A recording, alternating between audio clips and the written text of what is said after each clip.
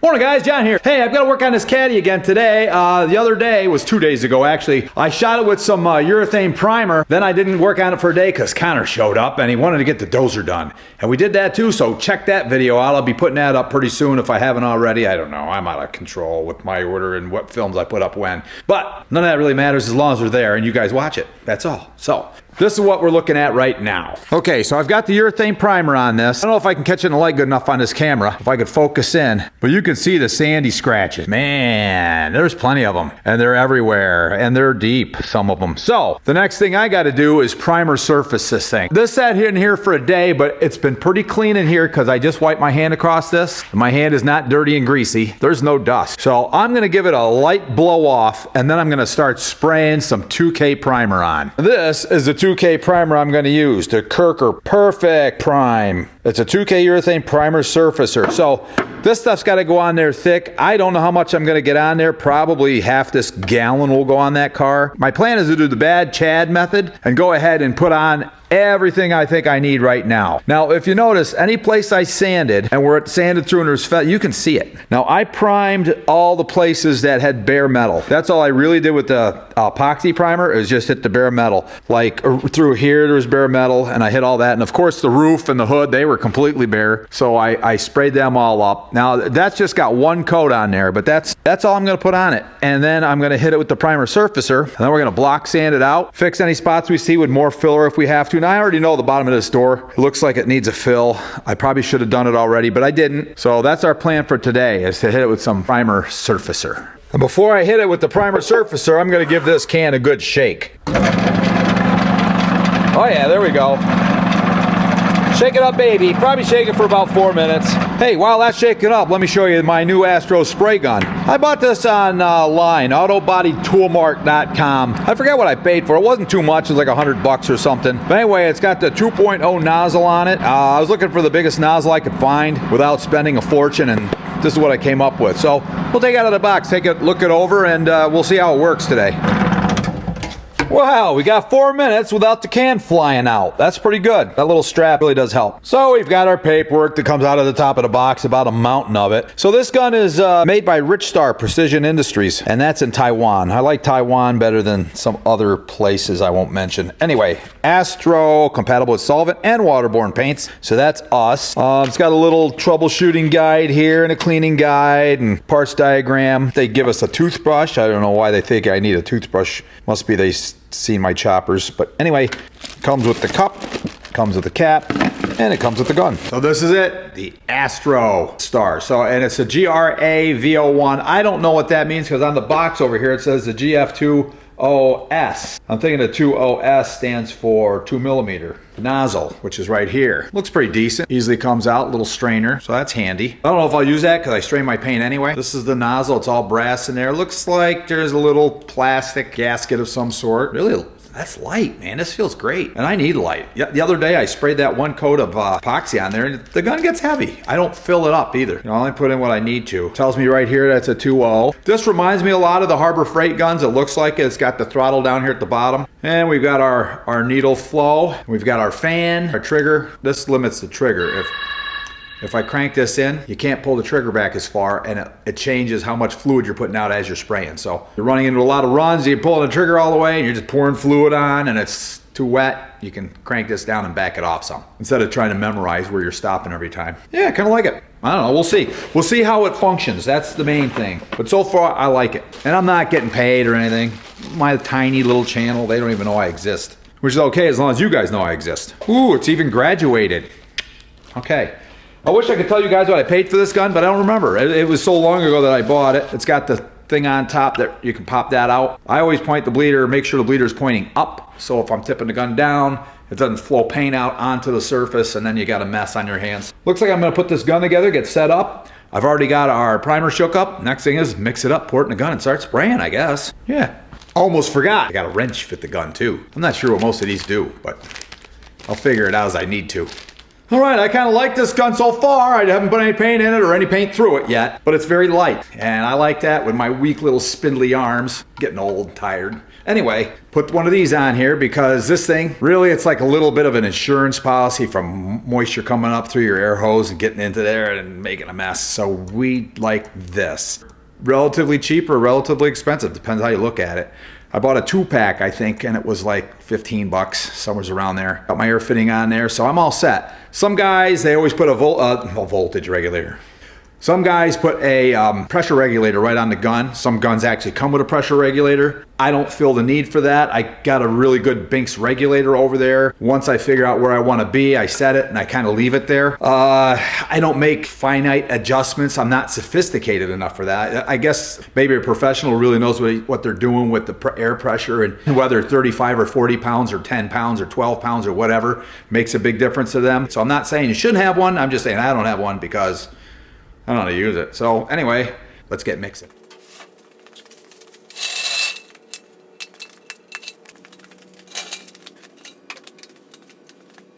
Whew, try to get as many things done as I can before I start mixing, because once I mix that stuff, I got a 2-hour shelf life. And after that stuff turns to goo or whatever, and then I'll waste it. And I don't want to waste any of it because it's kind of pricey. So all my ducks in a row as I can, then I'll start mixing. But I think I'm about ready.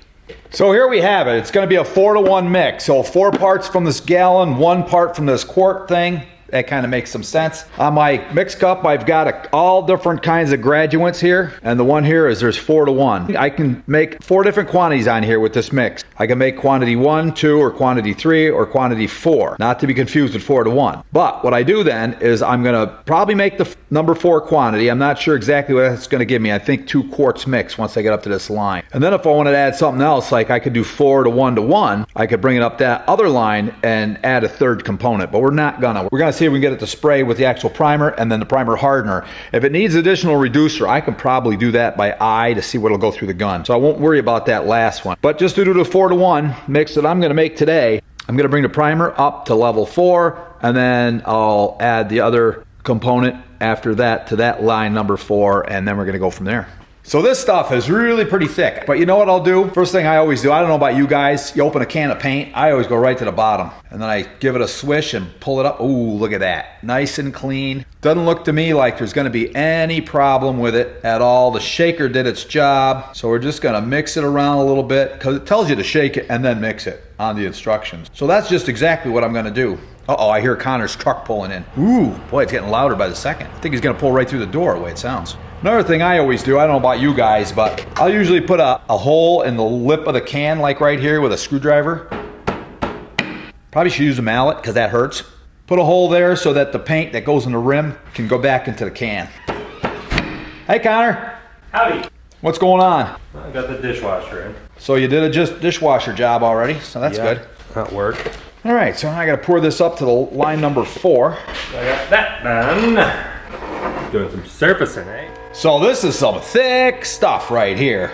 Whew. I hate pouring paint too, because one little spill makes a mess. So here we go. Just had a visitor. My godson brought me some Krispy Kreme donuts. Doing some kind of fundraiser, so why not? Okay, so 4 to 1-to-1. I gotta get up to this number 4. 4 to 1. So I gotta go to that line right there. Looking at the right one? Yeah, I'm okay. Probably losing my mind there for a second.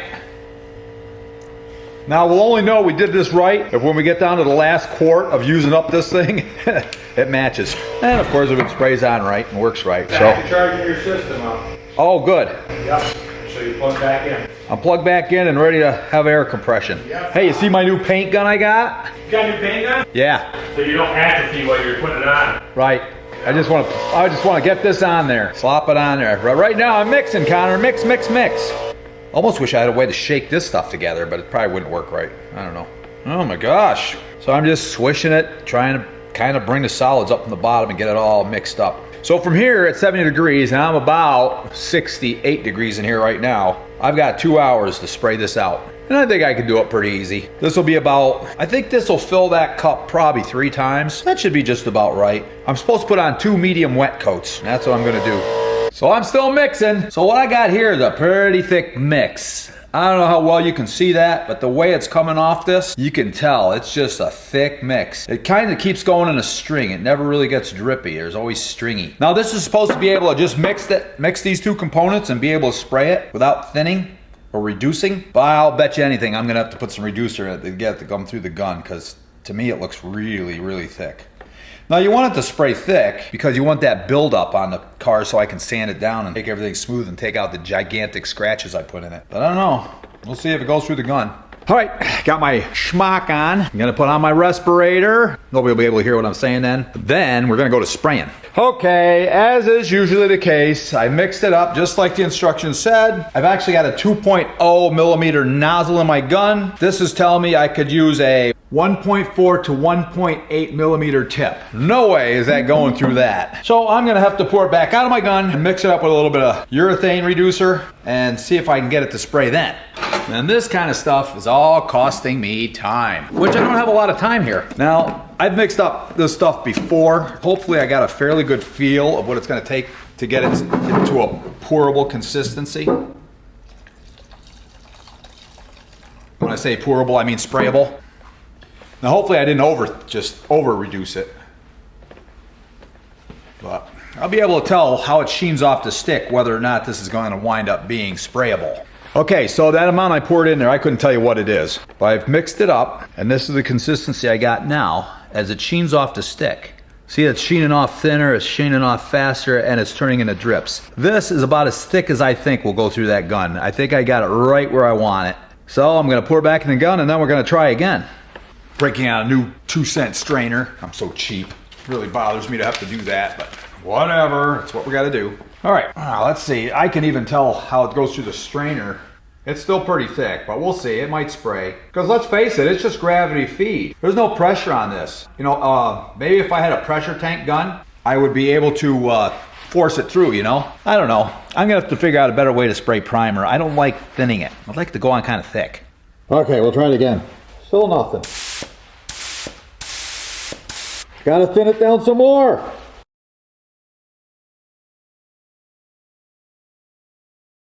Hey, if one of you guys knows what I should be doing instead of adding reducer to get it to go through my 2mm gun, please comment. That'd be awesome.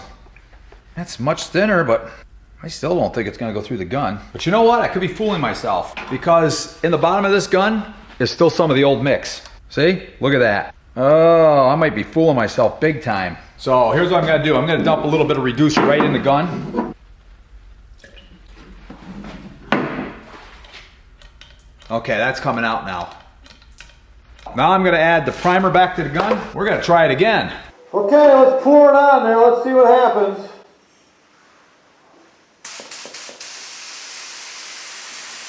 Oh yeah, that's going on pretty heavy.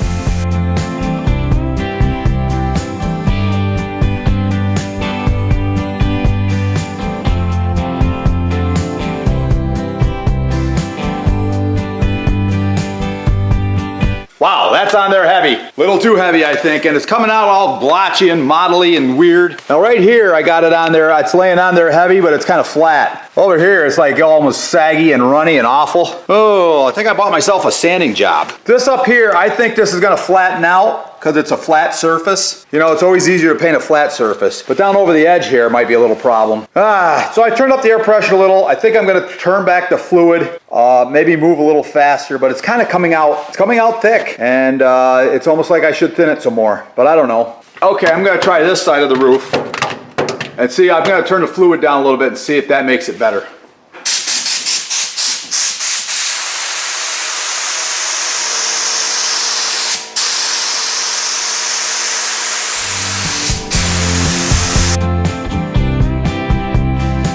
That made it much better. I see what happened. Stupid knob on the bottom. Boy, it's pouring on quick too. I love it.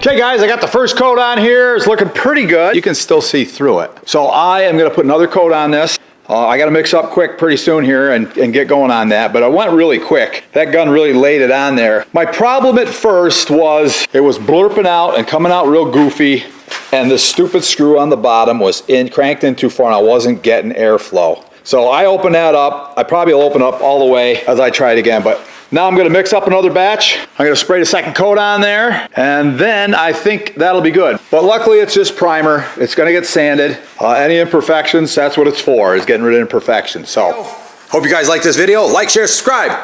All that fun stuff. We'll see you guys on the next one.